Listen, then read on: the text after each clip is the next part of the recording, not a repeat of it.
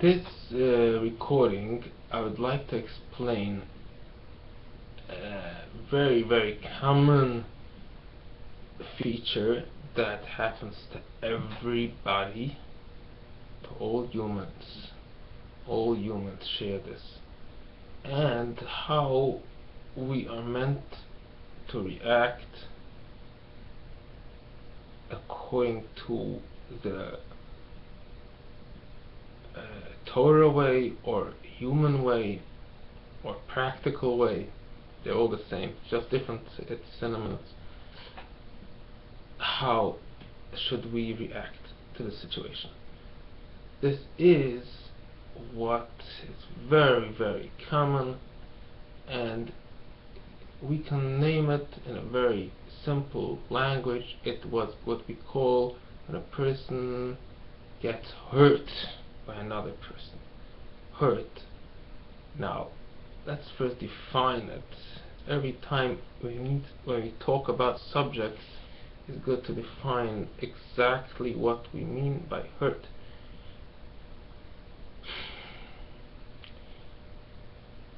Roughly speaking, there can be three ways of getting hurt.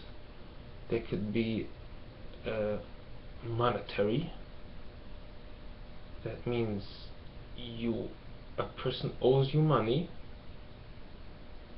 You sold him goods, he didn't pay you. You worked for him, he didn't pay you. And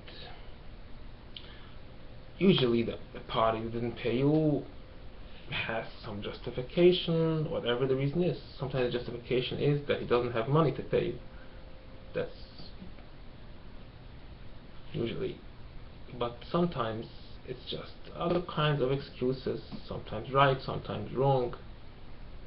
Obviously, if you are hurt, it's obviously that in your eyes it's wrong, obviously, because that's why you're hurt. If you feel 100% that the other person is right, you wouldn't be hurt. You would tell them, don't pay me. But, so obviously, we're talking here in a case where you feel that it's unjust and the other party owes you the money for your job,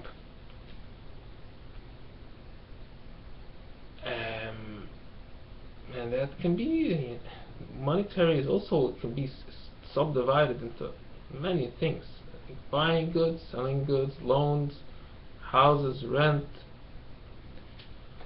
The second category, main category, would be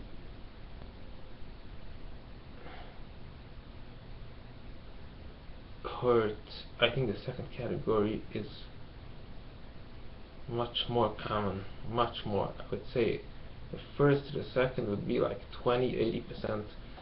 The second category is hurt in a way that we say in words or actions. I do not want to talk about physical, because that's very uncommon. The Gemara says that we are not down chavolas bisman hazeh, means any kind of physical bodily injuries, because it's not common. So we see even in that times it's not common that a person should hurt other person physically. That's quite uncommon. So we'll not discuss that third category at all, since it's not common. It's maybe 0.1%. We'll focus on the others that is very common. Now, I'm sure every single body that listens to this video had it not once in their life, hundreds of times, in all kinds of different ways and forms and shapes and measures. That is hurt that a person does not give you the respect you think you deserve. Your kids, your spouse, your friends, people belittle you, they blame you on things that you don't deserve to be blamed. That can be also by an employee, employer, and you can be in, even when you play games with people, they look down at you and they blame you for not sometimes you need have to have a team and all kinds of stuff that people hurt you, they belittle you. It is just, everybody knows what I'm talking about. So the question is the question: what is the right way? The best way? You use, it's all the same. The best is the right, and the right is the best, and the Torah, it's all synonymous. How to react. So I just want to say one way that is accepted in certain schools of thought, and I think even in some Jewish circles, that they interpret a certain phrase and a verse in the Torah to mean this. That is, you should confront the person and tell him what you feel that he did bad, he wronged you. And this school claims that it is written, Hocheach tochiach es al misecha. He said, Lo sisnas achicha b'levecha. Do not hate your brother in your heart. Hocheach tochiach es al misecha. Rather, that's what they claim the verse means. Rather, you shall rebuke your friend. You should not carry a sin upon him. So, this is an ambiguous verse, but according to this meaning, it means that if you just hate him, you have a sin.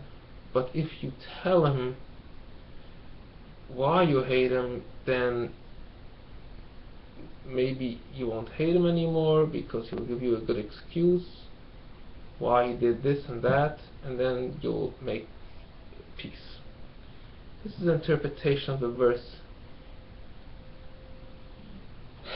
So the question is this if this is a real interpretation? We should find in Talmud this interpretation, and if it is, what is the probability, to speak mathematically, that this should work or this should be the right way? In other words, it could be in some cases this is the right thing to do, but in what percent of the cases is this the right way? I would like to say that in very few cases this works. This idea of discussing it.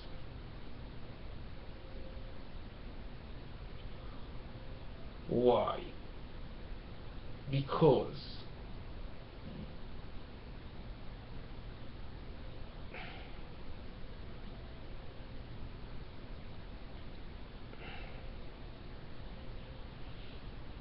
there's always going to be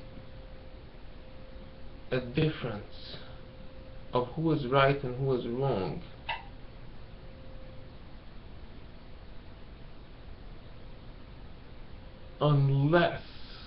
unless there was some real honest mistake.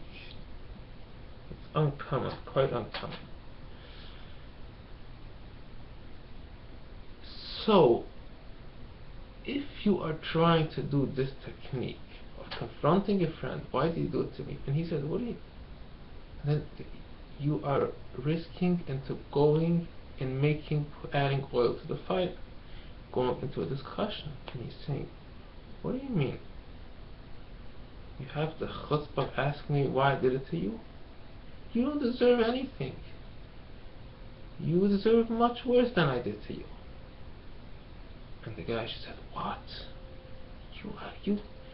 And on and on and on and on.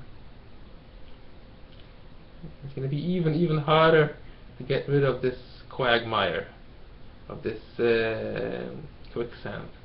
It's going to sink deeper and deeper. You don't know where this is going to end.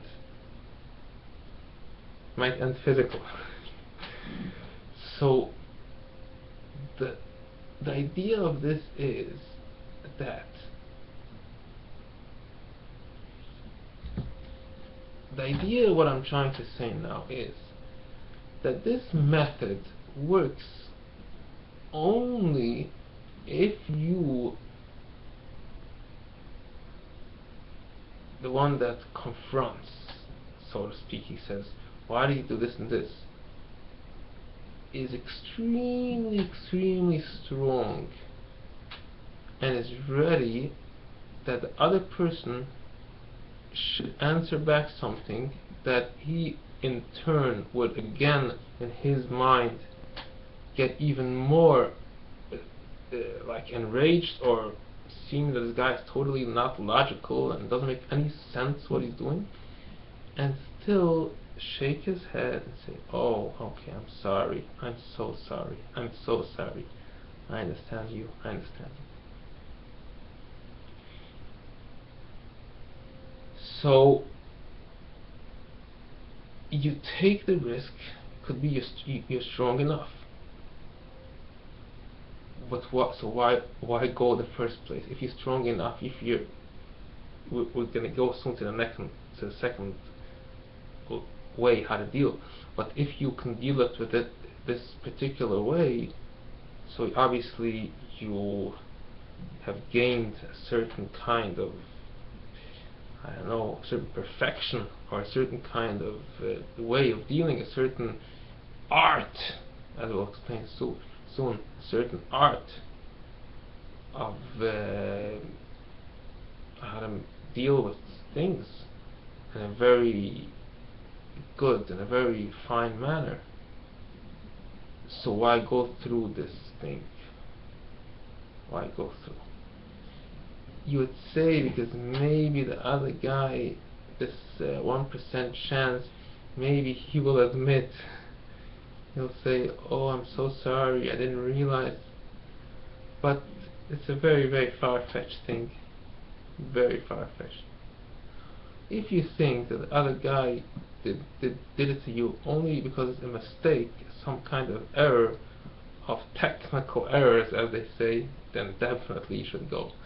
That's not the issue most of the times. So if that's not the issue, this is not a solution. So I'm just explaining now for the past 5 or 6 minutes why this is not a feasible solution and very not advisable, in spite what you hear from certain speakers, or certain that you gotta speak out the problem, all these kind of, I think, nonsense.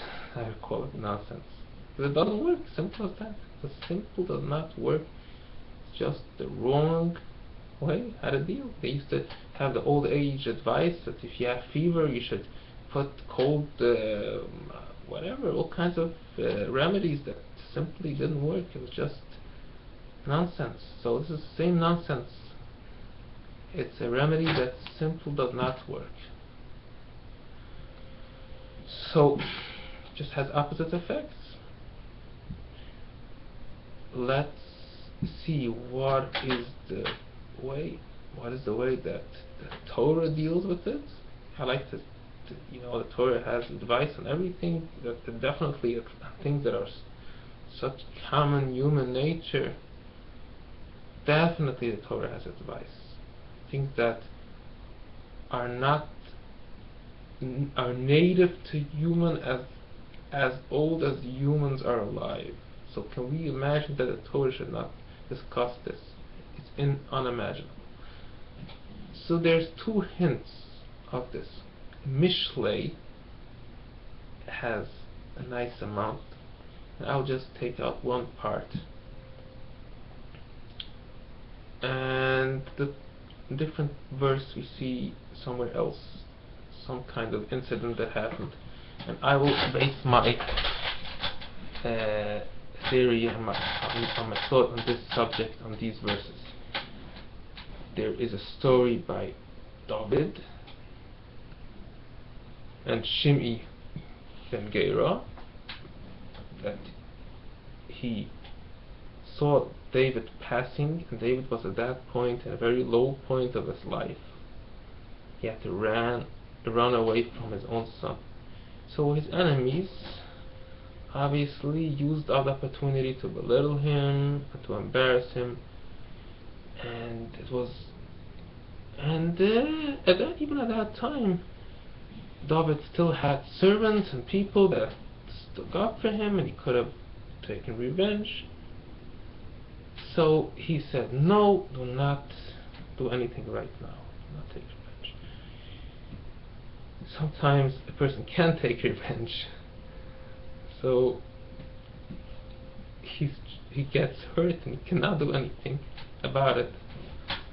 So he doesn't have that feeling of that I can't take revenge, but I'm holding myself back from taking revenge. Forget about that. Just simply cannot take revenge. He's very angry, very mad, but he cannot do anything. Okay, we'll see what I want to bring out from this story. The second is in Mishlei. It says, if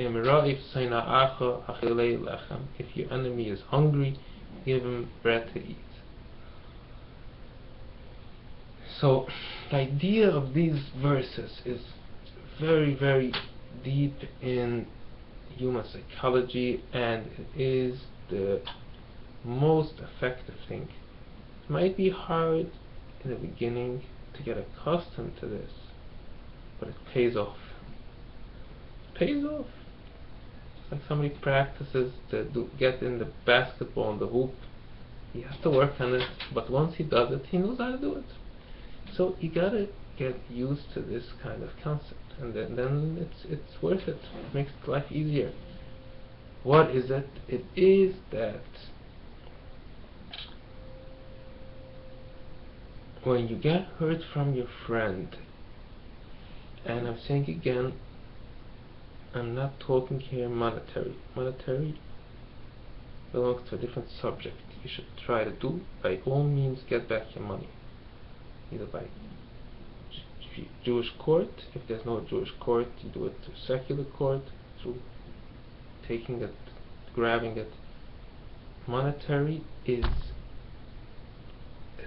this should be sharply and very, very strongly divided between that and anything else. It's very important. People tend to, in a certain way, to fuzz it around. It's like these two things are like two subjects. It's like discussing this and discussing iPads. They have no connection. So we're only discussing strictly the area of being hurt with words, with embarrassment, these kind of stuff. So the way to deal with it is simply as a God-sent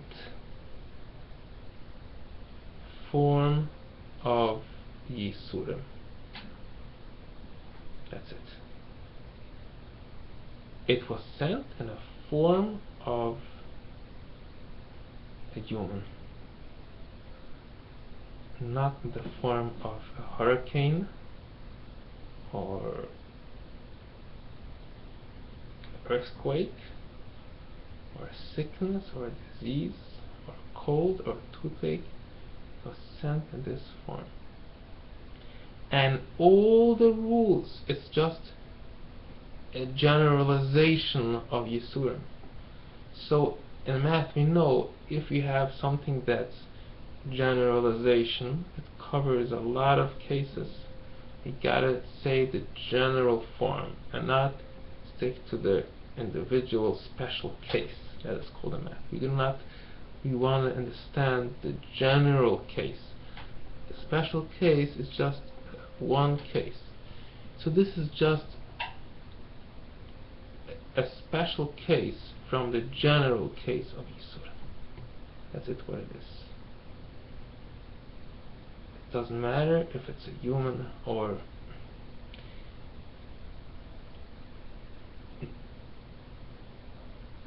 the only difference is, but even that It's just a minor difference. The difference is that in this case, you might be the one to blame. So it might be that this Yisurim is not even a kind of Yisurim that we can look at it as sent to make you better or to fortify you. It could be this is a result of your own actions. So instead of finding some far-fetched way how to improve, you just improve, and this thing that caused you is just simply stating it that it is a kind of Yisurim, that the answer of it or the meaning of it is just very easy to find. That's it, what it is. It's very easy to find. It's so when it happens, you're telling to yourself, oh, why did this happen to me? Because this, because I did that. Oh, maybe I need to be better in this area. Again, it does not mean that that person is right. Does not mean that that person is a tzaddik. That person is just. That person. But who in there cares? This is the funny part. Why are you, when a hurricane comes, do you think if the hurricane is right or wrong? It's just nonsense. Who cares? You have to think about yourself. As Rabbi Miller used to say, you gotta be very, very selfish. Think only about yourself. How did this happen to me? This person, this thing, came to me and hurt me, just like the wind blew me down and smacked me down, and I slipped on the floor. I didn't break my hip. I think it's worse to break a hip than getting belittled. I don't know, maybe some people disagree, but think now. As we said in the previous things, there's also a generalization of Yisurim. Yisurim, you must think how you could change what you did. How you can change. If you can't change, so then it's just, if you thought, you tried your best and you don't know what to change, then don't worry about it. Then just continue living, and if you think you don't know everything, and then you use the verse what God said for Moshe, V'chanosi es asher achon v'ichamti es asher achin v'ra'isa es achoyra ifan eleiro. So definitely certain situations where just no answer. But it doesn't mean it's always like that. I know it's tricky because you don't know when that's the case and when that. Okay, so that's tricky. So doesn't mean that you shouldn't think. First, you try to find something rational, sensible. If something happens physically, you think to yourself, you slipped. You think to yourself, maybe I should walk slower. Maybe I shouldn't run in the ice.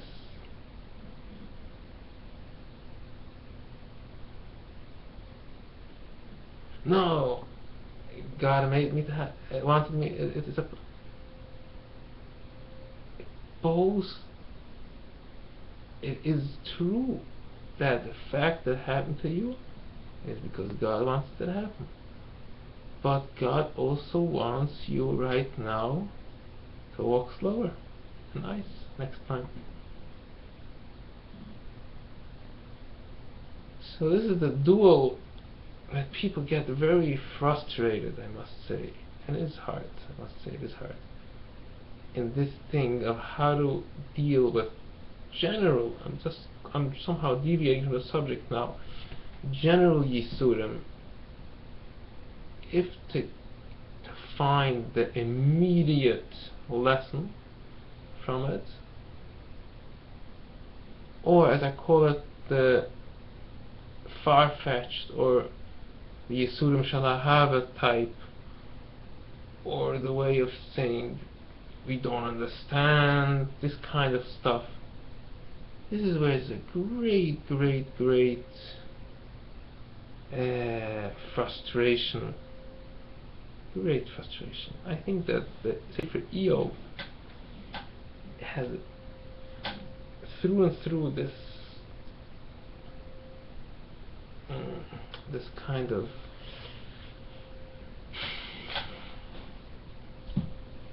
tone, this kind of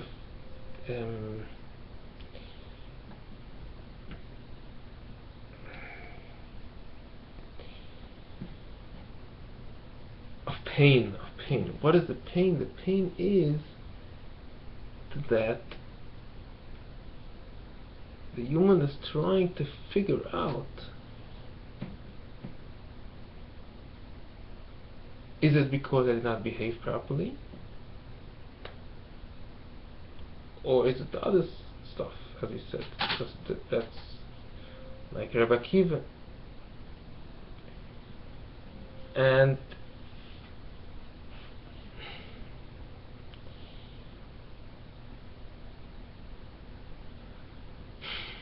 but I think that we this could be solved if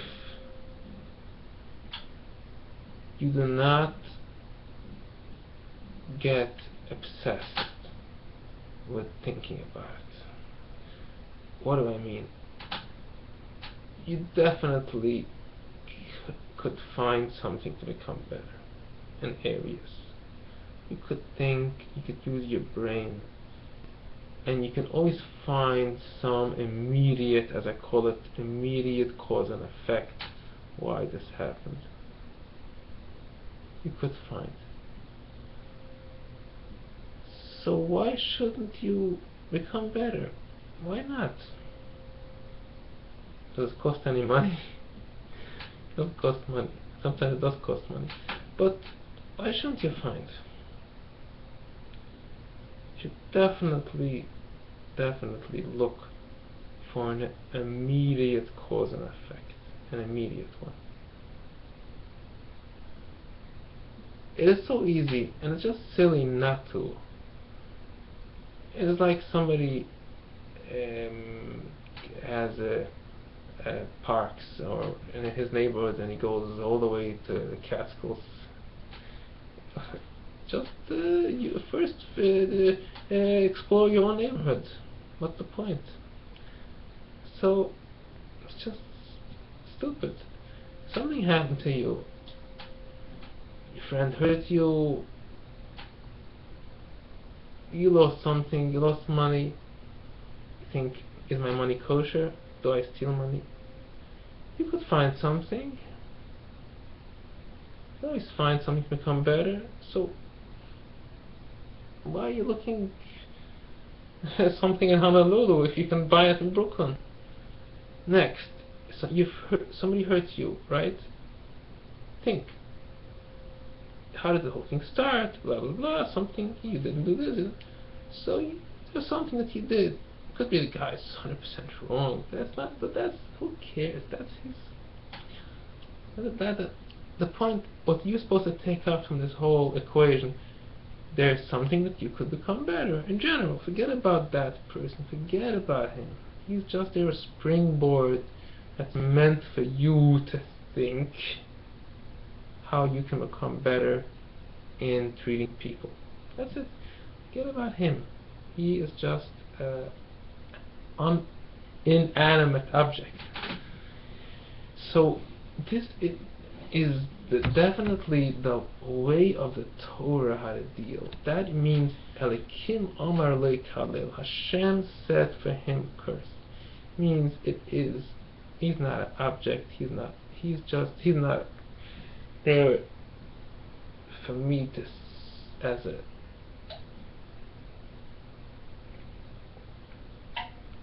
he did something that I need to take back what he did to me, as it is in monetary. Very important. As a monetary, if he took money, I must take it back. But that is justice. I must try my best to get back my money. That's what God wants from you. Important. But this is not. This, when it comes to other stuff, it is different. It is different. It comes to things that the person hurts you.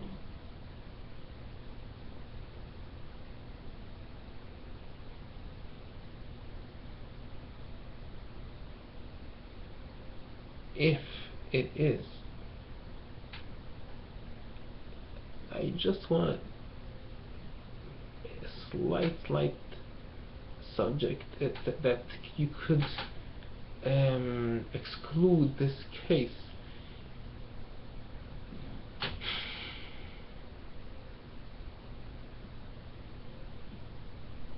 If he doesn't hurt you personally, he hurts a certain ideology of the Torah, and he makes fun of a certain ideology. So you're sticking up for the Torah. Okay, so that's, just want to eliminate this kind. That might happen sometimes. Might happen. So then you should answer back just to put not to put him up, to put him in place, meaning to say to make the tzinus of avodah zarah, to belittle the false ideology. This should be used with caution. It is important, I must say, it is important. But sometimes it happens and then you need to use it. But in other cases, and that's most cases, that's not the issue. It's just some kind of personal, the guy wants to, he wants to give you some kind, he enjoys giving you a stab. That's the question, how you should react, this and that. Now, I know I'm talking very long, but we'll finish in another few minutes. Here's another question. This is another question. Does this mean that I have to be his friend?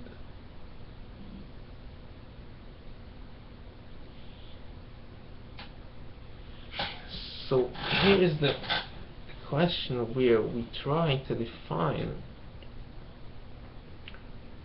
that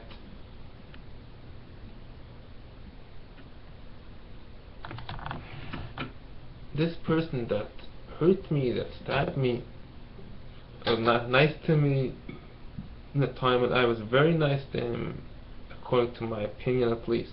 I feel he betrayed me, all this kind of stuff. What? Okay. I'm not gonna answer back, I'm not gonna, when he thinks bad to him, I'm not gonna take revenge on him. Do I have to be nice to him? That's what people tend to ask. Do I have to be nice to him? The answer is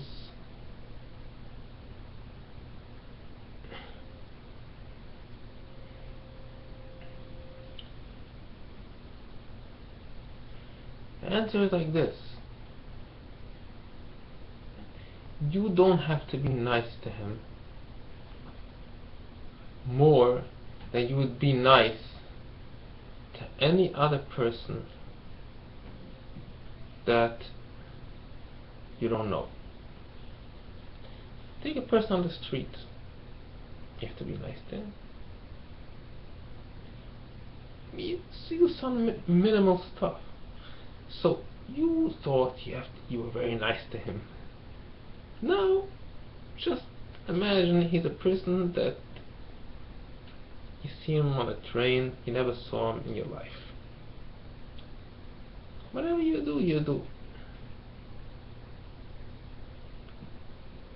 This is hard. It's easier said than done. Either you hate him or you. It's complicated. But that's the right way. The right way to deal with this is, since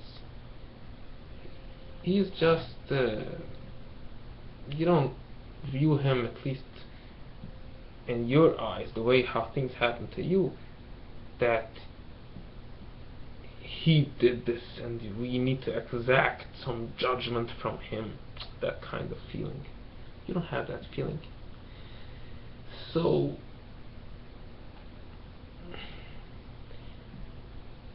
you're not here to take revenge or to hate him or to try to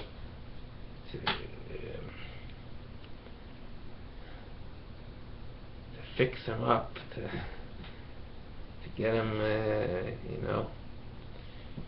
That's not what you're here for.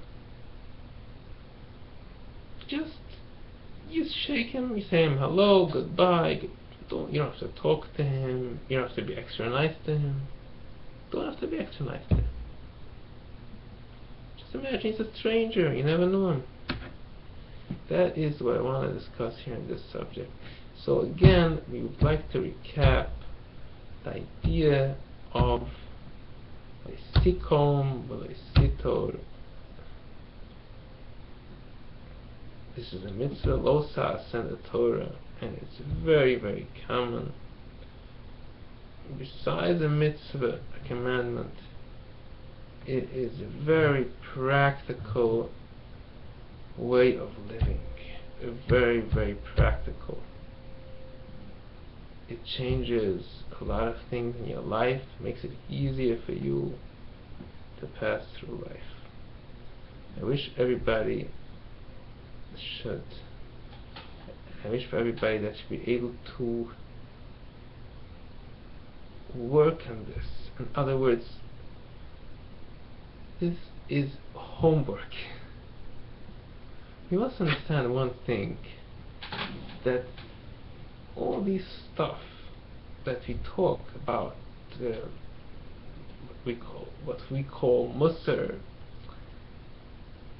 is not reading like you're reading some book, some novel, it is exactly like studying math. What do I mean? You must go through the examples and examples and examples till it gets into your head. So you listen to this, oh, you say, wow, it's nice, it's interesting, it's cute, it's fun maybe even to listen to nice speeches. You're just wasting your time. You'd rather have a baseball game at that time, it'd be more fun. But if you're doing it just for the fun of it, you must exercise. You must take the problem and exercise. It means, next time this happens, think, okay, now you have a problem. How do I solve 4x plus 7 is equal to 18? Let me solve it. I guess I'll know better how to solve. Every problem, do the problem. Don't say, okay, I know it already, let's go to the next chapter. Let's go to the next chapter. No, do all the 30 problems and then go to the next chapter. Right now, it happened to you? Mentally, think, okay, this person right now did this to me, and I feel he did something very wrong to me, should not have done it to me, it's not nice what he did. But it's not him, it is Hashem, and it is meant for me to think how I can become better.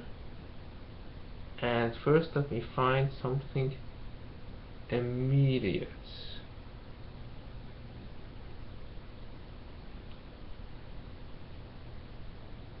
That's it.